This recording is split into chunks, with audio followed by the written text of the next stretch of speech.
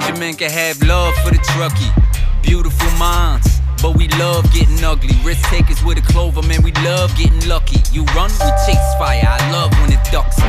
Tones go off, house watch, read the address out. 1075, get up off the magic couch. 500 gallons prepared for the baddest drought. Who else you want on the way when disaster's out? Can't even get a little bit rattled when you enter with exit apparel. Mayday, member down, they'll drag you. You won't get this from every Tom, Dick, and Harold, but here's a view from the top floor with Mickey Farrell. House software got you buried in tabs, logins, and paper sign-in sheets. You've got one system for training, another for reporting, something else for alerting, scheduling, inspections. You get the idea. That's why departments across the country are switching to Alpine Software's Red Alert, the tailor-made fire service software that brings everything together in one system with one bill and no more paperwork.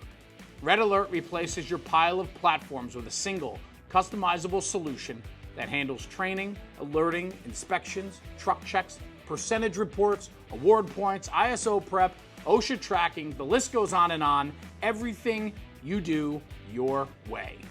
No two Red Alert systems are the same. Alpine builds your software around the unique needs of your department.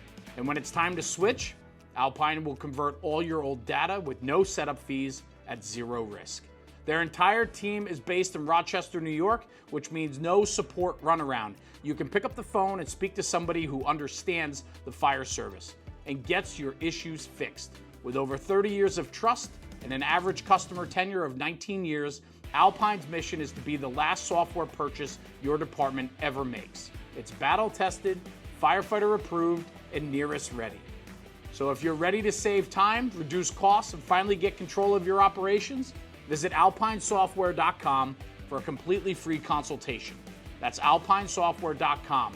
Red Alert by Alpine Software. Built for the job, backed by firefighters. This episode's brought to you by EaseAlert HeartSmart Alerting Solutions.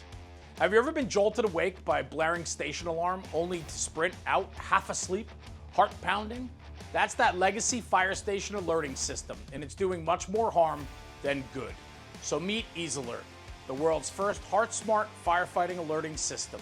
Designed by firefighters, proven by science, their purpose-built alerting devices deliver vibration and visual alerts, shaving seconds off of turnout times while improving health for the first responder.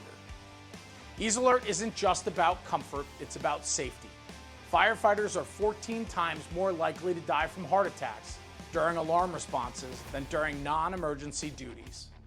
EaseAlert's HeartSmart system slashes stress, improves performance safety, and allows you to be the best firefighter you can be, on duty and at home. From bunk alerts and wristbands to dispatching consoles, display boards, and firehouse lighting, every component is purpose-built by firefighters for firefighters.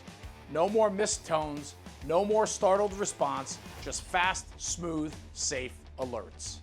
Fire departments across the country like Mission, Texas, and St. Augustine, Florida, report calmer crews and faster turnout times. And their chiefs even say that the system is battle-tested and firefighter approved. So are you ready to switch? Visit EaseAlert.com and discover how silent alerting can save time, reduce stress, and improve safety for you, your crew, and your community. Visit EaseAlert.com to learn more and tell them National Fire Radio sent you. What's going on, guys? Welcome back to another episode of A View from the Top Floor. Today I'm doing a street talk at Hidden Grounds Coffee in Hoboken, New Jersey, corner of Garden and 7th.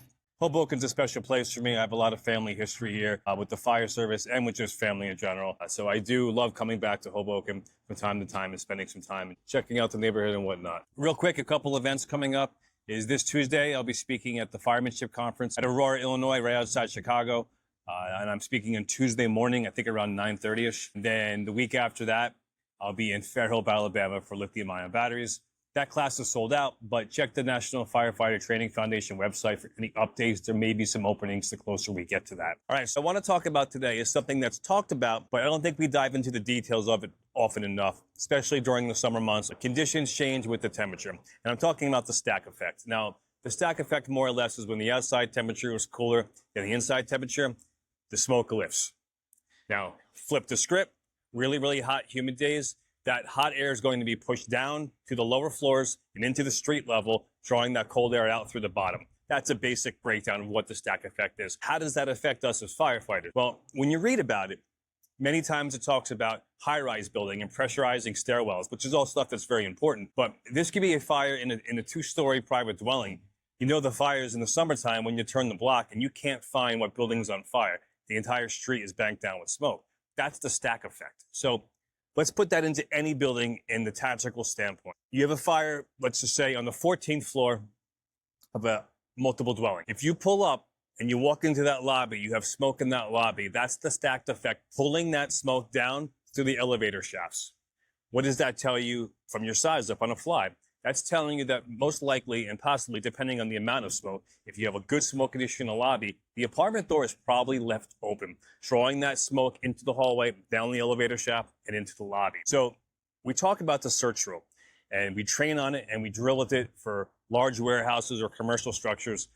Summertime, project fire, hot summer day, without question, I am carrying that search rope with me. Because if we get into that building and the lobby is lights out, when we get up to that fire floor, we might need that search rope to get into position on that fire apartment and have the other companies and the other members get into position on the fire apartment itself. We had a fire recently, same conditions. You walked in the lobby, heavy smoke condition in the lobby.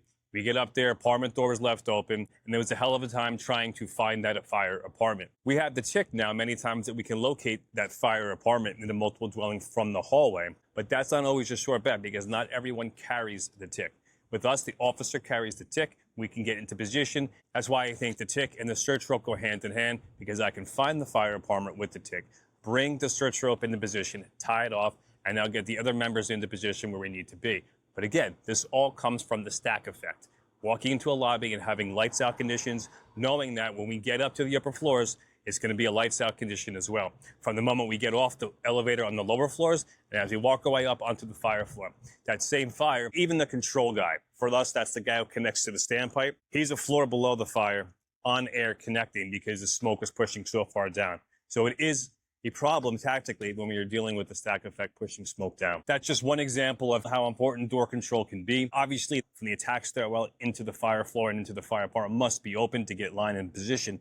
However, we got to start thinking about isolating other doors to stop from that smoke pushing downward. Now, this isn't just a high-rise or multiple dwelling type problem. The books will tell you mostly that's where we have this problem, and it talks about pressurizing stairwells or positive pressure to push that smoke up and out. However, I had a fire. I was the roof firefighter. Really, really hot summer day, change of tours. We get up there, good fire, very good fire. I get up to the roof, I pop the bulkhead, nothing comes out. Now, this building was an O-shaped building with multiple bulkheads on the roof, all same level. I'm thinking I'm on the wrong building now. I'm like, oh fuck, I'm on the wrong building. Go to the next one, I look over, check the other one, look over. I come back to the fire building, I know I'm in the right building, I know I got the right bulkhead. I listen up, I can hear the guys operating, the officers on the radio, ladder one roof, get the bulkhead.